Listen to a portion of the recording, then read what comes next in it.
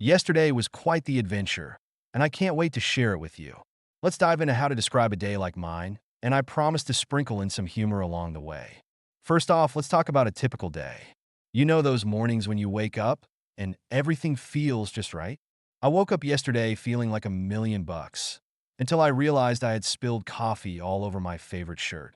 So, when you describe a typical day, you might say, I woke up feeling great, but then I had a coffee catastrophe. It's all about setting the scene with a little flair. Now, let's move on to unfortunate events. Picture this. I was on my way to work and I stepped right into a puddle.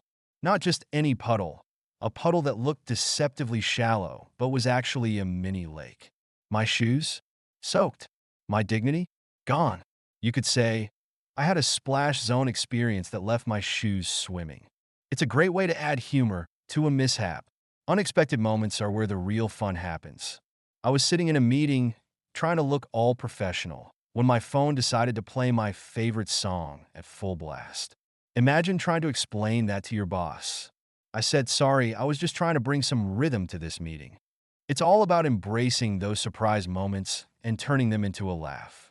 As the day wound down, I found myself at the grocery store. You know how it is, you're just trying to grab a few essentials, and suddenly you're in a battle with a shopping cart that has a mind of its own. I was dodging other shoppers like I was in an obstacle course. So, when you describe ending your day, you might say, I survived the grocery gauntlet and emerged victorious with snacks and a questionable amount of ice cream. And here's where you come in. I want you to think about your own day.